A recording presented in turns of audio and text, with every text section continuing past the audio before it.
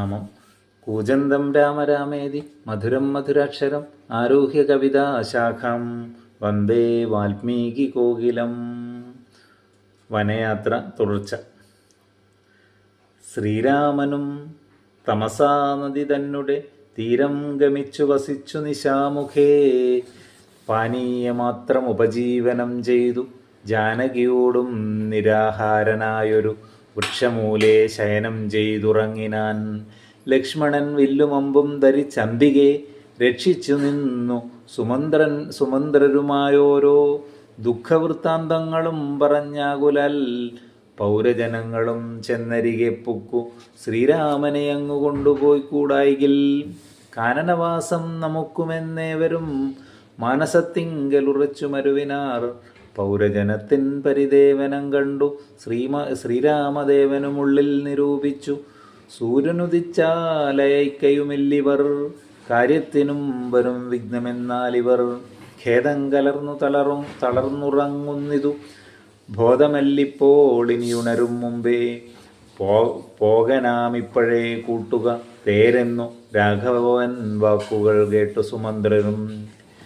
വേഗേന തേരുമൊരുമിച്ചിതം നേരം രാഘവന്മാരും ജനകതനുജയും.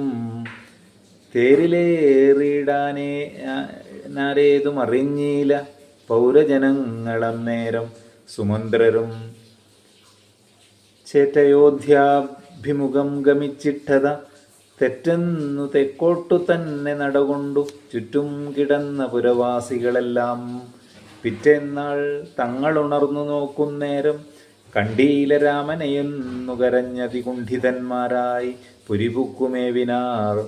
സീതാസമേതനം രാമനെ സന്തതം ചേതസി ചിന്തിച്ചനുദിനം. പുത്രമിത്രാദികളോടും ഇടചേർന്നു ചിത്തശുദ്ധ്യാ വസിച്ചിടിനാരേവരും. മംഗലദേവതാ വല്ലഭൻ രാഘവൻ ഗംഗാതടം പുക്കു ജാനകി തന്നോടും മംഗലസ്നാനവും ചെയ്തു സഹാനുജം ശൃംഗിവേരാവിദൂരേ മരുവീടിനാൻ. ദാശരഥിയും വിദേഹതനുജയും ശിംശപാമൂലേ സുഖേന വാണിയിടിനാർ. വനവാസം സമാപിച്ചു. വനവാസത്തിൽ ജീവിതത്തിലുള്ള പ്രശ്നങ്ങളും പ്രലോഭനങ്ങളും അഹങ്കാരങ്ങളും ഒക്കെയാണ് പ്രതിപാദ്യ വിഷയം. ശരിയായ ചിന്തിക്കാത്ത വാക്ക് കൊടുത്തതിൻ്റെ ഫലങ്ങളൊക്കെ ഇതിൽ പ്രതിപാദിക്കുന്നു. Okay, thank you.